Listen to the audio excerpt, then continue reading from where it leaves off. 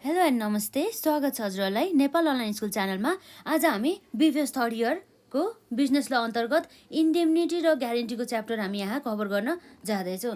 जस्तै हामीलाई एक्जाममा प्रायः जसो इन्डेमनिटीको परिभाषा र यसमा रहेको होल्डर्सहरूको इन्डेमनिटी होल्डरहरूको राइट्सहरूका साथै इन्डेमनिटी होल्डरहरूको चाहिँ ड्युटिजहरूको बारेमा पनि मोस्टली सोधिरहेको हुन्छ है त।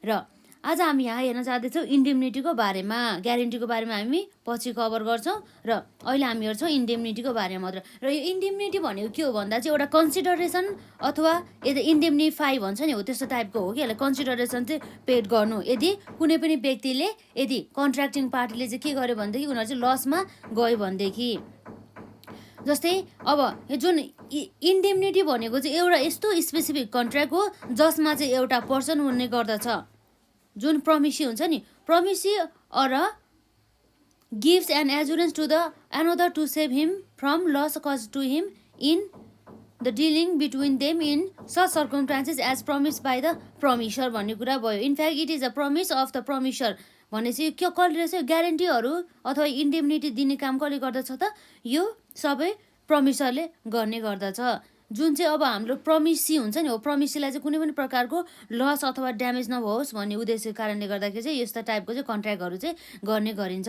यो भनेको नि एउटा के हो त, एग्रिमेन्ट अथवा साझेदारी भनिन्छ, यसलाई कन्ट्र्याक्ट नै रहेछ यो जुन हाम्रो इन्डेमनिटी भनेको पनि। र जसमा चाहिँ दुईवटा पार्टी हुने गर्दछ, एउटा प्रमिसी र प्रमिसर। र इन्डेमनिटी जुन यो कन्ट्र्याक्ट चाहिँ गर्ने काम कसले गर्दछ, यो भनेको चाहिँ प्रमिसरले गर्दछ। यो प्रमिसरले किन गर्छ भन्दाखेरि यो जुन प्रमिसीलाई सेभ गर्नको लागि र ऊ चाहिँ कुनै पनि प्रकारको लसहरूबाट सफर नहोस् भन्ने उद्देश्यको कारणले गर्दा चाहिँ यो इन्डेमनिटी चाहिँ गर्ने गर्दछ।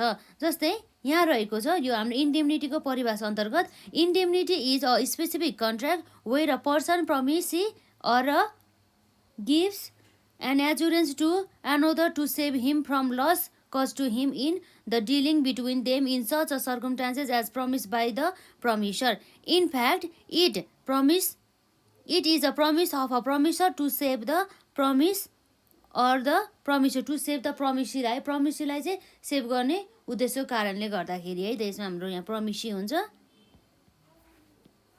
प्रमिसी अनि or make him good for loss suffer as a result of the circumstances as a agreed between the parties भन्ने कुरा भयो। यसरी चाहिँ हाम्रो चाहिँ एउटा जुन इन्डेमनिटिफाई गर्ने, यदि चाहिँ लसेस भएको खण्डमा कसलाई त, प्रमिसीलाई, कसले, प्रमिसरले भन्ने कुरा चाहिँ यो एउटा ग्यारेन्टी टाइपको चाहिँ एउटा यो के हो त, साझेदारी अथवा यो कन्ट्र्याक्ट हुन गयो। र यसरी हामीले यदि 2 मार्क्समा सोध्यो भनेदेखि पनि हामीले यति लेखेर पनि हामीले मार्क्सहरू सेक्योर गर्न सक्छौँ। यो 2 मार्क्सको लागि एकदमै इम्पोर्टेन्ट रहेको छ। र यसपछि चाहिँ अर्को हाम्रो यो जुन इन्डेमनिटी होल्डर हुन्छ नि हो, इन्डेमनिटी होल्डरहरूको राइट्सहरू के हो त, उनीहरूको अधिकारहरू के हो त भन्ने हामी यहाँ हेर्न जाँदैछौँ। जस्तै यो जुन इन्डेमनिटी होल्डरमा जसको चाहिँ उनीहरूको चाहिँ अधिकारहरू अन्तर्गत रहेको छ, नम्बर 1 मा the indemnity holder can recover all the amounts mention in the contract as indemnity. अर्थात् के हो भन्दा जति पनि उसले एज ए कन्सिडरेसन रूपमा अथवा एज अ इन्डेमनिटी भनेको रूपमा जति पनि एमाउन्ट पाउनुपर्ने हुन्छ नि हो, त्यो सबै एमाउन्ट चाहिँ उसले चाहिँ जुन प्रमिसरबाट हुन्छ नि हो त्यसबाट चाहिँ उसले चाहिँ रिकभर गर्न पाउने चाहिँ उसको अधिकार हुने गर्दछ, यो जुन हाम्रो इन्डेमनिटी होल्डरको। जस्तै चाहिँ जति पनि उसले लसहरू बियर गरेको हुन्छ नि, यदि लस बियर गरे बापत चाहिँ यति पाउने भनेर यसरी कन्ट्र्याक्टमा चाहिँ उल्लेख गरेको हुन्छ नि, त्यति उल्लेख गरिएकै अमाउन्ट बराबरको चाहिँ उसले चाहिँ के गर्न पाउने भयो त, रिकभर गर्न पाउने भयो। र अर्को हाम्रो नम्बर 2 मा रहेको छ, he can recover all damages which he may be compelled to pay in any suit in the respect of any matters to which the promise to indemnify applies भन्ने कुरा भयो। उसले चाहिँ सबै प्रकारका लसेसहरू, ड्यामेजहरू, जुन हाम्रो लसेस चाहिँ कसो कारणले गर्दा भएको हुन्छ त, कुनै पनि कारणले गर्दाखेरि, जुन हाम्रो प्रमिसरको कारणले गर्दाखेरि यदि कुनै पनि ड्यामेजेस हुन जान्छ नि हो, त्यस्तो ड्यामेजेसहरूलाई के गर्नुपर्ने हुन्छ त, त्यो सबै ड्यामेजेसहरूलाई चाहिँ रिकभर गर्न पाउने चाहिँ हाम्रो पूर्ण अधिकार चाहिँ हाम्रो इन्डेमनिटी होल्डर अन्तर्गत चाहिँ रहने गर्दछ। र नम्बर 3 मा रहेको चाहिँ हाम्रो इन्डेमनिटी होल्डर्स अन्तर्गत, he can recover all the amounts incurred on the case filed or the defend by him in connection with the contract contract of the indemnity भन्ने कुरा भयो। यसरी के हो भन्दाखेरि जति पनि एमाउन्ट हुन्छ नि त्यो केस फाइल गरेको बराबर अथवा उसले चाहिँ एज अ कन्सिडरेसनको रूपमा एज अ डिफेन्डेन्टको रूपमा चाहिँ जति पनि उसले पाउनुपर्ने एउटा कन्सिडरेसन हुन्छ नि हो त्यो सबै चाहिँ उसले आफैले रिकभर गर्न पाउँछ भन्ने कुरा चाहिँ हाम्रो यो इन्डेमनिटी होल्डरको राइट्स अन्तर्गत पर्यो है त। र अर्को नम्बर 4 मा रहेको छ he can recover all the cost incur on the legal action भनेपछि लिगल एक्सन जस्तै लिगल फर्मालिटिजहरू हुन्छ नि हो जस्तै त्यस्तै रजिस्ट्रेसन फर्महरू जस्तै भएदेखि अब चार्जेसहरू हुन्छ नि हो कानुनी खर्चहरू सबै उसले चाहिँ रिकभर गर्न पाउँछ प्रमिसरबाट भने चाहिँ यो हाम्रो इन्डेमनिटी होल्डरको अधिकार अन्तर्गत उसले के गर्न पाउँछ त सबै प्रकारका कानुनी खर्चहरू उसले रिकभर गर्न पाउँछ भन्ने कुरा भयो। If it becomes necessary to initiate such action for failure to pay the amounts mention 1 to 3 भन्ने कुरा भयो। अर्थात् के हो भन्दा चाहिँ यसरी हाम्रो 1, 2 र 3 मा भनेको बाहेक अरू हुन्छ नि अरू केसमा के हुने गर्दछ त यदि उसले त्यस्तो अवस्थामा कुनै पनि एक्सनहरू चाहिँ उसले गर्नमा ढिलाइ गर्यो अथवा त्यसको कारणले गर्दा कुनै पनि लसहरू फेस गर्नु पर्यो अथवा कुनै पनि प्रकारका फाइनहरू फेस गर्नु पर्यो भनेदेखि त्यस्तो अवस्थामा उसले चाहिँ सबै कस्टहरू लिगल एक्सन्सहरू अथवा लिगल खर्चहरू सबै उसले के गर्नु पर्यो त रिकभर गर्न पायो हाम्रो इन्डेमनिटी होल्डरले। र नम्बर 5 मा रहेको छ he can recover all the sums which he may have paid under the terms of any compromise of any suits भन्ने कुरा भयो। र the compromise shall not be contrary to the order of the indemnifier and shall be prudent or authorize by the indemnifier भन्ने कुरा भयो। यसरी हाम्रो 5वटा चाहिँ यहाँ इन्डेमनिटी होल्डरको बारेमा चाहिँ कुरा गरेको रहेछ। कहिलेकाहीँ हामीलाई चाहिँ एक्जाममा कस्तो सोध्न सक्छ भन्दाखेरि यो इन्डेमनिटीको परिभाषा सोध्ने 3 मार्क्समा अथवा 2 मार्क्समा र प्लस हाम्रो 7 मार्क्स अथवा 8 मार्क्समा चाहिँ हाम्रो राइट्सहरू जोडेर चाहिँ यसरी 7 मार्क्स यसरी चाहिँ हाम्रो कति हुन्छ 7 + 3 गरेर 10 मार्क्सको चाहिँ सोध्ने गर्दछ यसरी है। यो चाहिँ एकदम इम्पोर्टेन्ट छ एक्जामको लागि। र एकपल्ट हामी यसलाई ओभरभ्यू गरौँ। जस्तो हामीले इन्डेमनिटी भन्ने चाहिँ बुझिहाल्यो जुन चाहिँ एउटा यस्तो कन्ट्र्याक्ट हो जसमा चाहिँ के गर्नु हुने गर्थ्यो त प्रमिसीले चाहिँ प्रमिसरलेबाट के भन्दाखेरि चाहिँ जुन प्रमिसरले चाहिँ कुनै पनि प्रकारको लसहरू चाहिँ बेहोर नपरोस् भन्ने उद्देश्यले चाहिँ यो गरिएको कन्ट्र्याक्ट हो जुन चाहिँ हाम्रो प्रमिसरले चाहिँ दिने गर्दछ यदि लस भएको खण्डमा सबै कन्सिडरेसनहरू। र इन्डेमनिटी अन्तर्गत रहेको चाहिँ हाम्रो इन्डेमनिटी is a specific contract where a person promises or the gives an assurance to another to save him from loss caused to him in the dealing between them in such circumstances as promised by the promiser. In fact, it is a promise of the promiser to save the promisee or make him good for loss suffered as a result of the circumstances as agreed between the parties भन्ने कुरा भयो। यसरी हाम्रो यहाँ रहेको छ Rights of the indemnity holder. The rights are the as follows. Number 1 मा रहेको छ the indemnity holder can recover all the amounts mentioned in the contract as indemnity. र नम्बर 2 मा रहेको छ he can recover all the damages which he may be compelled to pay in any suit in respect of any matters to which the promise to indemnify applies भन्ने कुरा भयो। र number 3 मा रहेको छ he can recover the amounts incurred on the case filed or defended by him in connection with the contract of the indemnity. र number 4 मा रहेको छ he can recover all costs incurred on the legal action if it becomes necessary to initiate such action for failure to pay the amounts mentioned 1 देखि 3 सम्मको एमाउन्ट्सहरू है। र number 5 मा रहेको छ he can recover all the sums which he may be paid under the terms of any comprise of any suits. The comprise should not be contrary to the orders of the indemnified and should be prudent or authorized by the indemnified भन्ने कुरा भयो। यसरी चाहिँ हाम्रो 5वटा यहाँ rights of the इन्डेमनिटी होल्डरको बारेमा कुरा गर्यो। यसरी हामीले इन्डेमनिटी होल्डरको अधिकारहरूलाई मात्रै कुरा गर्यो। अब हामी हेर्छौँ ड्युटिज उनीहरूको चाहिँ दायित्व के रहेछ त इन्डेमनिटी होल्डरहरूको दायित्व। जस्तै हाम्रो यहाँ दायित्व अन्तर्गत पर्न सकिन्छ। नम्बर 1 मा रहेको छ duty to take reasonable care, skill and diligence. जस्तै के रहेछ त हाम्रो यो रिजनेबल, उनीहरूले चाहिँ जति सक्दो जति पनि आफूले सक्ने हुन्छ नि हो त्यो सबै प्रकारको चाहिँ रिजनेबल केयरहरू स्किलहरू चाहिँ अथवा डिलिजेन्सहरू चाहिँ उनीहरूले के गर्नुपर्ने हुन्छ, पुरा गर्नुपर्ने हुन्छ. While acting businesses covered by the contract of the indemnity holder must act with the due care, skills and the diligence, otherwise he cannot claim the compensation for the loss. भन्छ यदि उसले यो जुन हाम्रो इन्डेमनिटी होल्डर चाहिँ यदि reasonable care, skills and the डिलिजेन्सहरू apply गरेर चाहिँ यदि कुनै पनि बिजनेसहरू चाहिँ यसरी उसले आफ्नो दायित्वहरू चाहिँ निभाएन भनेदेखि त्यस्तो अवस्थामा उसले चाहिँ यदि लस भएको अवस्थामा कम्पेन्सेसन चाहिँ पाउँदैन भन्ने कुरा चाहिँ हाम्रो यहाँ रहेको छ. र अर्को रहेछ हाम्रो नम्बर 2 मा duty to communicate the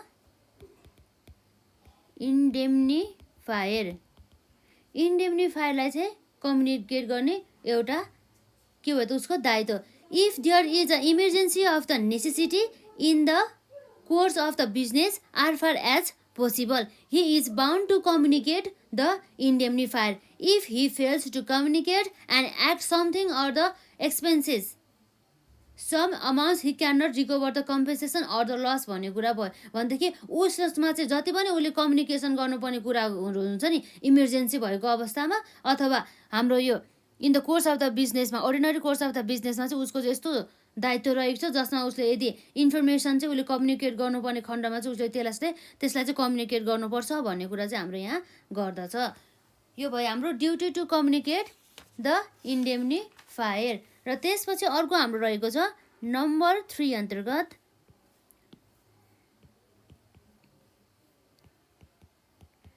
duty to follow the instruction.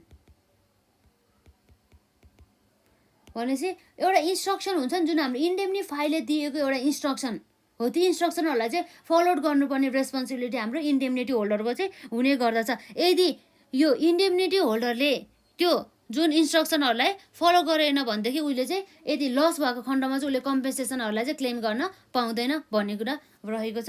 जस्तै यहाँ छ If an instruction is given by the indemnifier, such is to be followed by him. If he does not follow, he cannot claim compensation for the loss भन्ने कुरा भयो. र यसरी अर्को छ हाम्रो नम्बर 4 अन्तर्गत duty to act in good faith.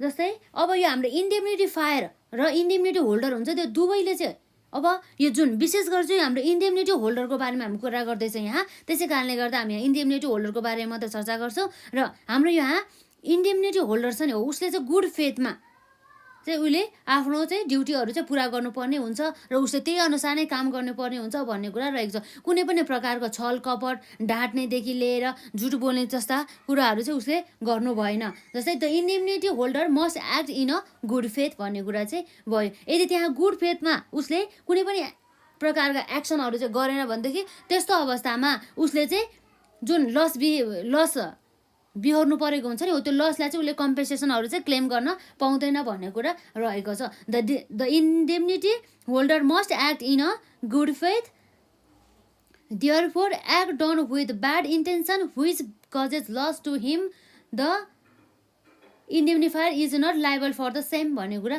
भयो. यसरी चाहिँ हाम्रो 4वटा चाहिँ duties of the indemnity holder रहेको छ.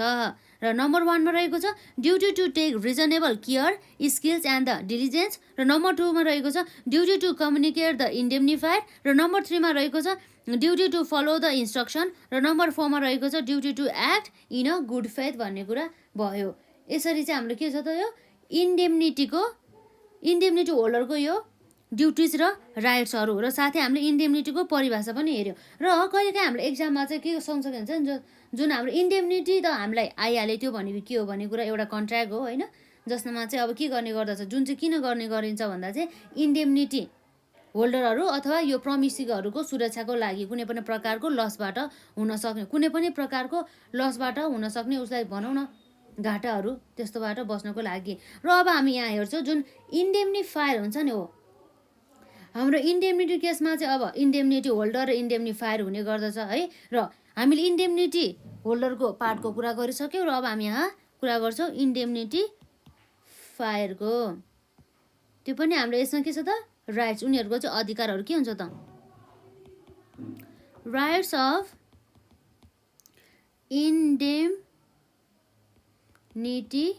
इन्डेम्निफायर हो नि त यो त होइन।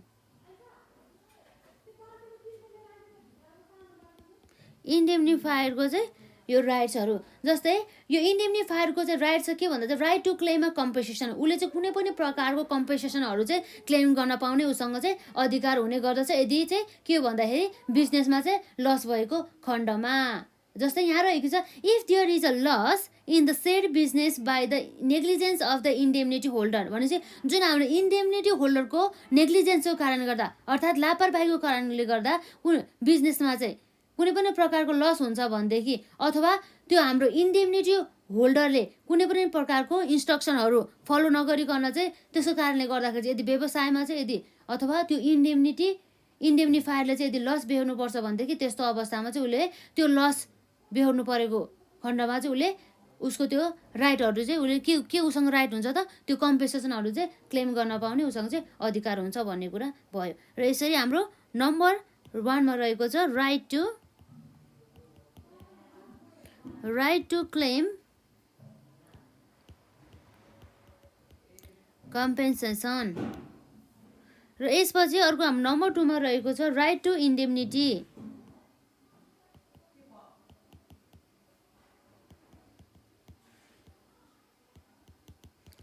If any expenses has been incurred by him which have been incurred by the indemnity holder, he can recover this amounts from the indemnity holder भन्ने कुरा भयो। जस्तै हाम्रो के भयो त कुनै पनि खर्च हाम्रो इन्डेम्निटी होल्डरले चाहिँ इन्कर गर्यो तर लास्टमा बेहोर्ने बेलामा चाहिँ कसले गर्यो भन्दाखेरि यो जुन हाम्रो इन्डेम्निफायरले गर्यो भनेदेखि त्यस्तो अवस्थामा चाहिँ उसले यो सबै कस्टहरू चाहिँ रिकभर गर्न पाउँछ इन्डेम्निटी होल्डरबाट भन्ने कुरा भयो। यति कुरा गरे चाहिँ यसमा खासै केही कुरा छैन। र यसपछि नम्बर 3 मा रहेको छ right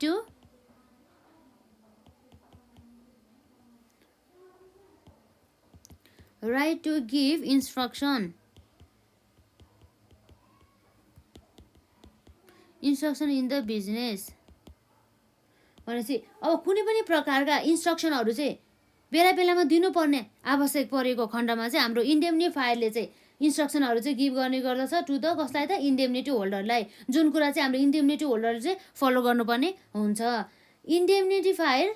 इन्डेम्निफायर can give instruction in the way and the manner of the business while doing it and that is to be followed by the indemnity holder भन्ने कुरा भयो है। यसमा खासै केही नयाँ कुरा छैन। र अब हाम्रो नम्बर 4 मा रहेको छ right to pay for only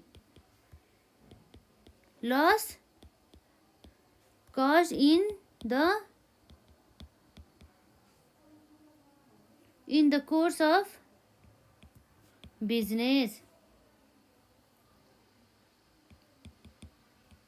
अर्थात् के भयो भन्दाखेरि उसमा के भन्दा चाहिँ यसको चाहिँ right to pay for only loss cause in the course of the business भने चाहिँ अर्थात् जुन पनि हाम्रो व्यवसाय गर्ने क्रममा यदि कुनै पनि प्रकारको लस हुन्छ भनेदेखि त्यस्तो लस जुन हाम्रो कसो कारणले गर्दाखेरि हुन्छ त इन्डेम्निफायरको कारणले गर्दाखेरि कुनै पनि प्रकारको लस हुन्छ भनेदेखि त्यो लसहरू चाहिँ अब उसले पे गर्नुपर्ने हुन्छ नि हो। त्यो अवस्थामा चाहिँ उसले पे गर्न सक्नुपर्ने हुन्छ।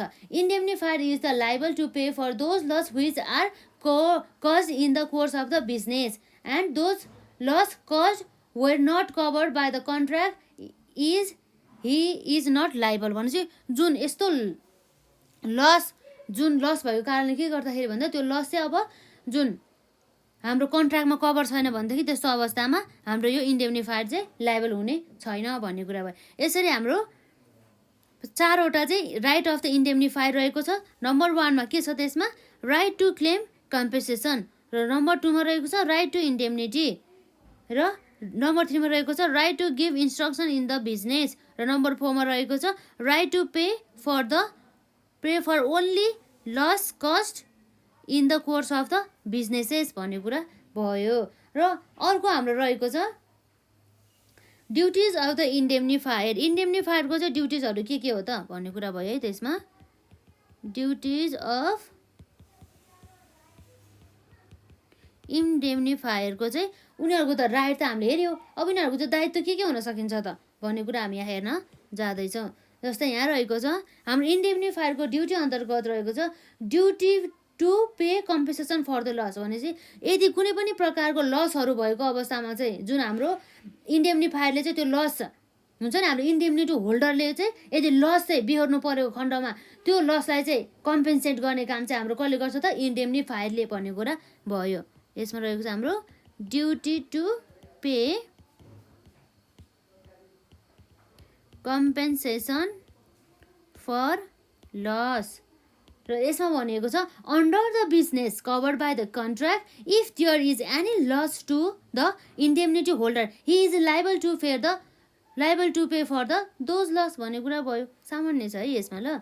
र त्यसपछि अर्को भयो हाम्रो जस्तै के रहेको छ भन्दा चाहिँ duty to pay money which the indemnity holder is suffer while bringing a cases or the defending it. अर्थात् के हो भन्दा चाहिँ यो हाम्रो इन्डेम्निफायरले चाहिँ यस्तो प्रकारको एमाउन्टहरू चाहिँ पे गर्नुपर्छ जुन एमाउन्ट चाहिँ हुन्छ नि त्यो एमाउन्ट चाहिँ जुन हाम्रो इन्डेम्निटी होल्डरले चाहिँ डिफेन्डिङको रूपमा चाहिँ मागिरहेको हुन्छ अथवा चाहिँ अब कुनै पनि केसहरू फाइल गर्नुपर्ने अवस्थामा चाहिँ जुन चाहिँ त्यो अवस्थामा चाहिँ के हुन्छ त यो हाम्रो इन्डेम्निटी होल्डर चाहिँ एकदमै सफर भएको खण्डमा भन्ने कुरा मात्रै भएको छ है। यसमा यहाँ रहेको छ अब duty to pay money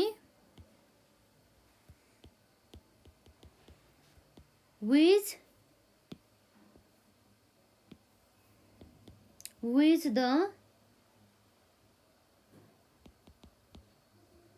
indemnity holder is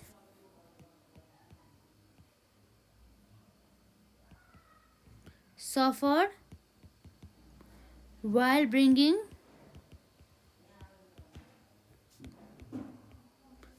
a case or defending it भन्ने कुरा भयो है। र यसपछि अर्को रहेको छ हाम्रो नम्बर 3 मा